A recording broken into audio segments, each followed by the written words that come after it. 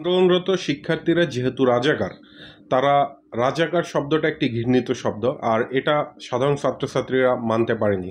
আমি মনে করি এই আন্দোলনরত শিক্ষার্থীদের যারা রাজাকার তাদেরকে আপনাদেরকে একটা অপশন দিতে পারি, সেটা হলে গিয়া তাদেরকে ইটালি পাঠিয়ে দিতে পারেন।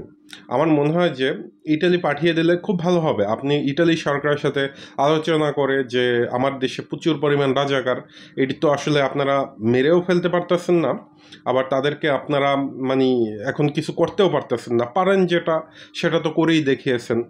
এজন্য আমরা বেশ কয়েকজন আমাদের ভাইকে হারিয়েছি, শহীদ হয়েছে ভাইরা। বিশেষ করে আমাদের মুগ্ধ ভাইয়ের কথা মনে পড়ছে, আবু সাঈদের কথা মনে পড়ছে। যে আমি কিন্তু আমার যে বয়স, আমি 52 দেখিনি, 71 দেখিনি, আমি কিন্তু 2024 দেখেছি। আমি না, শুধু আমার বয়সী যারা আছে তারাও দেখেছে।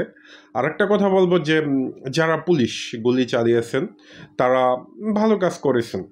আসলে তাদের বিবেকের কাছে একটাই প্রশ্ন, যে আপনি যখন পুলিশ হয়েছেন তখন তো অবশ্যই আপনি পড়ালেখা করে তারপর পুলিশ হয়েছেন, তার মানে আপনিও ছাত্র ছিলেন। আপনার যে সন্তান, সেও কিন্তু স্কুলে লেখাপড়া করে, নয়তো কলেজে লেখাপড়া করে, নয়তো ইউনিভার্সিটিতে লেখাপড়া করে।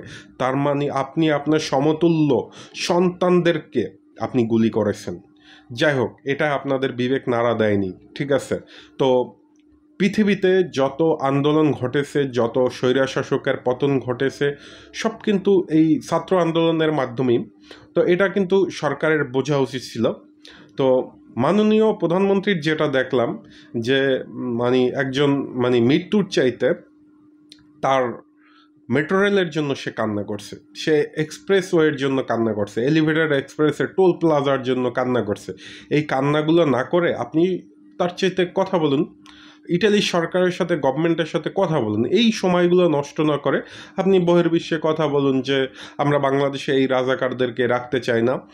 আর আরেকটা কথা আমি সাফ সাফ বলে দিই, আমি কোনো রাজনীতির সাথে জড়িত না, আমি ব্যবসা করি। আমি ছাত্র ছিলাম, এক সময় পড়ালেখা করেছি। আসলে আমাদের সময় ছাত্ররা দেখছি এরকম আন্দোলন হয় নাই। তো আজ থেকে প্রায় এক যুগেরও বেশি আগে আমরা স্কুল শেষ করছি, কলেজ শেষ করছি, এক কথায় বলতে গেলে কলেজ শেষ করছি। তবে ছাত্র নেই আজকের 8-10 বছর, তারপরও কিন্তু আমার মনটা ছাত্রদের জন্য।